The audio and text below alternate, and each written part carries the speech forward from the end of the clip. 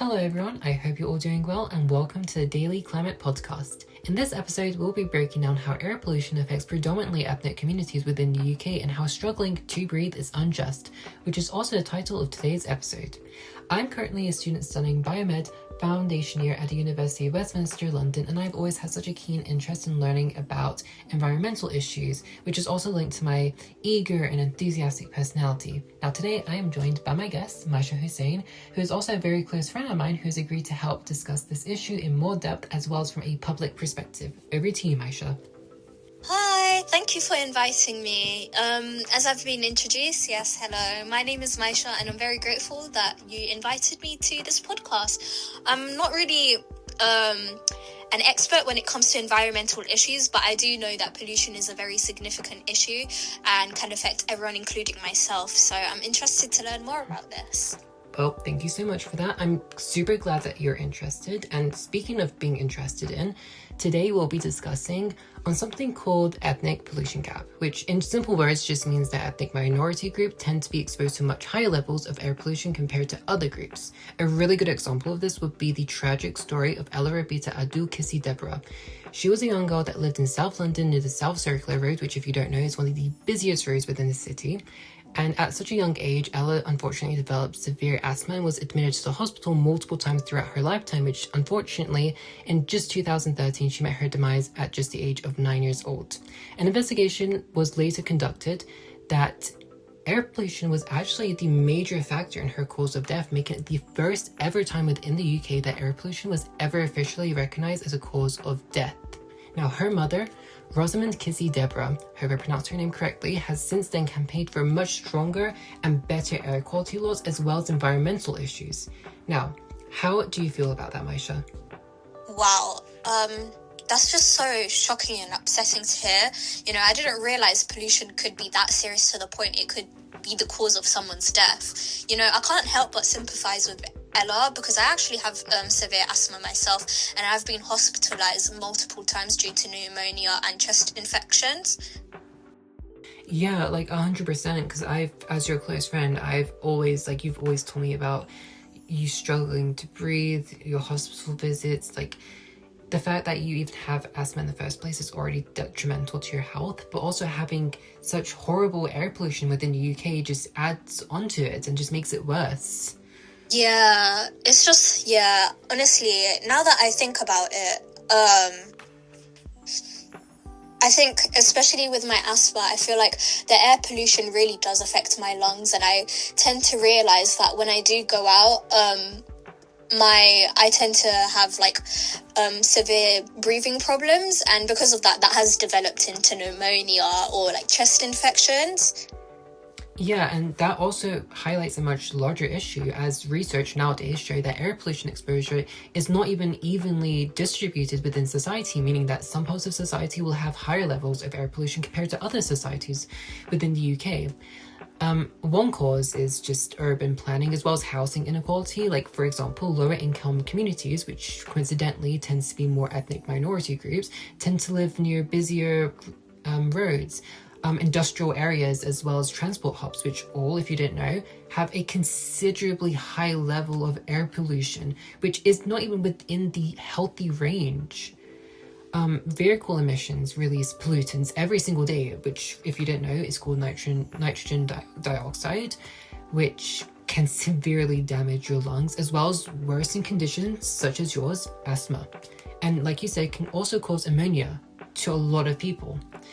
Another factor could also be economic inequality. I mean, families with fewer financial resources often have choices that are not even great, in comparison to others within different parts of society, making it much harder for them to live in unpolluted areas, which leads to them living in these very busy roads as well as busy industrial areas as well. So what do you think about these environmental issues, Maisha? You know what? This is actually really enlightening because now that I think about it, you're right. I feel like, especially because I come from an ethnic background and especially I come from working class, I feel like our issues aren't taken as serious as compared to, someone who might be ethnically white.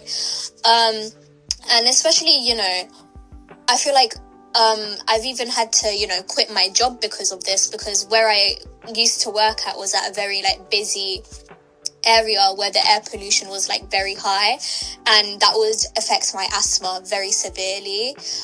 So not only does it affect like my health, but it affects like me like socially, and like having like money wise, which like again kind of contributes to me being working class as well. It kind of worries me in a sense that like, what am I going to do in the future? Is this going to continuously affect me? So yeah, this is like very interesting. I'm glad that you find this really interesting. And once again, I'm very sorry that you had to quit your own job due to these living circumstances, as well as your working district as well. I mean, they tend, like, I believe personally that they do build a lot of these like not high end, but just fast food restaurants at such busy roads and busy areas. And it's just not safe for the employees, especially if, for you, for example, you suffer from asthma, you have to go to work in such an environment. It's just not safe, and it does not even consider your own protection against such things. But thank you so much for that. But moving on, in terms of lived experiences and personal perspectives, for example, I personally have never had asthma. Alhamdulillah for that. I'm very healthy, and I'm glad that I have always lived in such healthy environments. So I can't say much for lived experiences, but for personal perspective, I can say that environmental justice, as well in this case, has made me realize that environmental issues can also be human rights issues. Therefore, studying this topic has quite enlightened me, like you said, as well as brought I made like how I thought about pollution in terms of climate change as well as global warming. And now I can see how pollution, especially air pollution, can actually affect people's health, may it be psychological or physiological.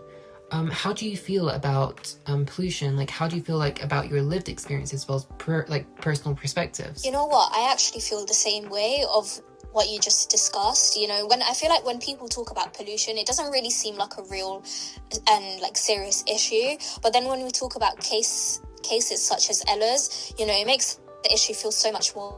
And when you discussed how it's not just a physical issue, it's also a psychological issue, I kind of feel in a way, because of my asthma, it has also affected mental health.